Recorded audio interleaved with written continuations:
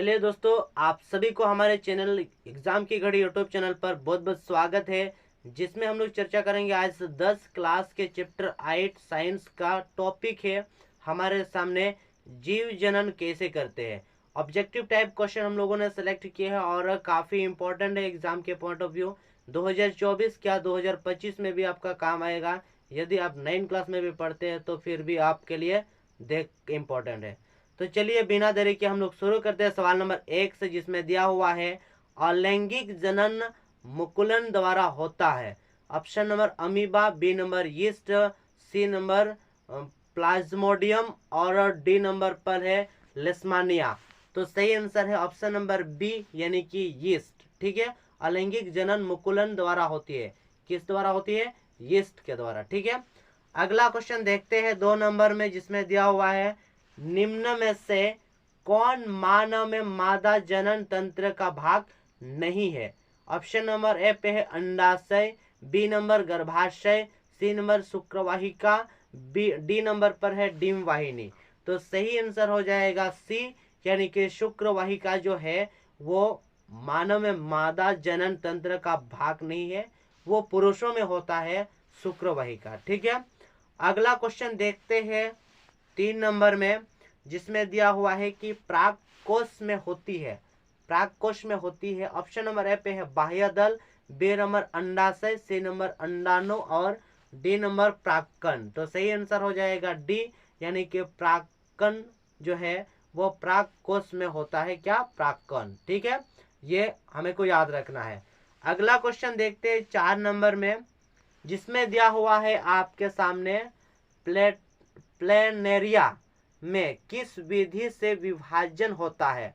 Planaria में किस विधि से विभाजन होता है? तो आपका सही आंसर हो जाएगा ऑप्शन नंबर ए पे है विखंडन, बी नंबर पर है पुनरुद्भवन, सी नंबर पर है मुकुलन और डी नंबर पर है कायिक प्रबंधन। तो सही आंसर हो जाएगा बी यानी कि पुनरुद्भवन। ठीक है, ये हमारे लिए इंपॉर्टेंट है, बी नंबर बिल्कुल सही आंसर है। अगला क्वेश्चन पर देखते हैं 5वां नंबर, जिसमें दिया हुआ है निम्न में से कौन एक लिंगी पुरुष का उदाहरण है, पुष्प का उदाहरण है। एक लिंगी, ठीक है, एक लिंगी पुरुष पुष्प का उदाहरण है। ऑप्शन नंबर ए पे है सरसों, बी नंबर सूर्यमुखी और सी नंबर है पपीता, डी नंबर पर है हिबिस्कुस। तो आपका सही आंसर हो जाएगा सी यानी कि पपीता जो है वो एक लिंगी पुष्प का उदाहरण है। ठीक है, यह हमारे लिए सही आंसर है पपीता। अगला क्वेश्चन देखते हैं 6 नंबर में। 6 नंबर सवाल हमारे सामने है प्राग कणों के पुंकेसर से वर्तिकाग्र तथा स्थानांतरण की प्रक्रिया को क्या कहते हैं। ऑप्शन नंबर ए पे है प्रागण, बी नंबर प्राक्कस, सी नंबर अंकुरण और डी नंबर पर है अंडाशय। तो आपका ए बिल्कुल सही आंसर है, यानी कि प्रागण जो है वो प्रागण पुंकेसर से वर्गीकृत तथा स्थानांतरित की प्रक्रिया कहते हैं। ठीक है, प्राक्कन। अगला क्वेश्चन देखते हैं 7वां नंबर में, एक हार्मोन का नाम लिखिए जो लड़कों में यौवन अवस्था के लक्षण का नियंत्रण करता है। ठीक है, लड़कों का बात हो रहा है यहाँ पर। ऑप्शन नंबर ए पे है progesterone, B number testosterone, C number पर है थायरोक्सिन और डी नंबर पर है एस्ट्रोजन। तो बी नंबर आपका बिल्कुल सही आंसर है, यानी कि टेस्टोस्टेरोन जो है वो लड़कों में यौन अवस्था के लक्षणों का नियंत्रण करता है। ठीक है, ये हमारे पुरुषों में होता है। अगला क्वेश्चन देखते हैं 8वां नंबर में, जिसमें दिया हुआ है कि एक ऐसी जीव का नाम बताइए जिसमें बहुखंडन विधि से प्रजनन होता है। ऑप्शन नंबर ए पे यीस्ट, बी नंबर पर अमीबा, सी नंबर पर प्रामेसिया, डी नंबर पर है प्लाज्मोडियम। तो सही आंसर है डी यानी कि प्लाज्मोडियम जो है वो बहुखंडन विधि से प्रजनन होती है। ठीक है, प्लाज्मोडियम बहुत इंपॉर्टेंट है इसीलिए। अगला क्वेश्चन देखते हैं 9 नंबर में, ब्रायोफिलियम में अलैंगिक जनन की किस विधि द्वारा प्रजनन होती है। ऑप्शन नंबर ए पे विखंडन विधि, बी नंबर मुकुलन विधि, सी नंबर बीजाणु समांग विधि और डी नंबर पर है कायिक प्रवर्धन। तो सही आंसर है डी, यानी कि कायिक प्रवर्धन विधि द्वारा ब्रायोफिलियम में अलैंगिक जनन की प्रक्रिया होती है। ठीक है, यह हमारा डी नंबर बिल्कुल सही आंसर हो जाएगा। अगला क्वेश्चन देखते हैं 10 नंबर का, जिसमें दिया हुआ है जब एक पुष्प के परागण दूसरे पुष्प के वर्तिकाग्र तक स्थानांतरित होती है तो उसे क्या कहते हैं? ऑप्शन नंबर ए पे है स्वपरागण, बी नंबर पर परागण, सी नंबर पर है परागण और डी नंबर पर है अंकुरण।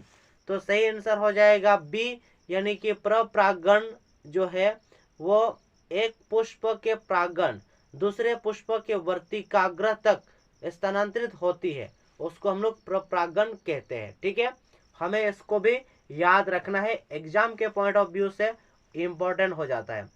अगला क्वेश्चन हमारे सामने, निम्न में कौन न स्त्री केसर का भाग नहीं है? ऑप्शन नंबर ए पे है वर्तिकाग्र, बी नंबर पर है वर्तिका, सी नंबर पर है अंडाशय और डी नंबर पर है प्राकोष। तो सही आंसर हो जाएगा डी, यानी कि प्राकोष जो है स्त्री केसर का भाग नहीं है। स्त्री केसर का भाग ये नहीं है, बाकी जो तीनों हैं वो सभी का सभी स्त्री केसर का भाग है। वर्तिका भी है, वर्तिकाग्र भी है और अंडाशय भी है। तो ये सभी का सभी स्त्री केसर का है, बट प्राकोष जो है वो नहीं है। अगला क्वेश्चन पर देखते हैं 12 नंबर पर, जो जनन कोशिका अपेक्षाकृत बड़ी होती है और जिसमें भोजन का भंडार भी संचित होता है उसे क्या कहते हैं?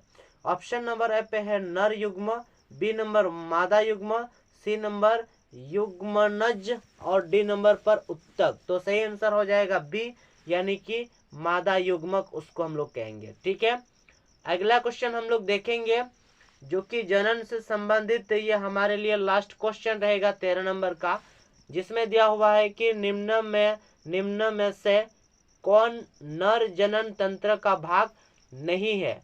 इसमें ऑप्शन नंबर ए पे है वृषण, बी नंबर पर है शुक्रवाहिनी और सी नंबर पर है शुक्राणु, डी नंबर पर है गर्भाशय। तो गर्भाशय जो है वो एक्चुअली मादा में होती है, तो इसीलिए हम लोग का जो ये तीनों का है वो तीनों हम लोगों के पुरुष में होता है, बट आपका गर्भाशय जो है वो महिलाओं में होता है, स्त्रियों में होता है।